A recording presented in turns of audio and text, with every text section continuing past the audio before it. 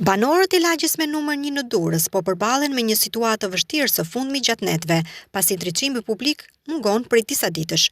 Kjo ka shkaktuar shqetësim për sigurinë dhe komfortin e qytetarëve, që ndihen të pasigurt gjatë kalimit në orët e vona të mbrëmjes. Situata bëhet edhe më vështirë në kushtet kur zona është një nga më të frekuentuarat, sidomos në stinën e verës.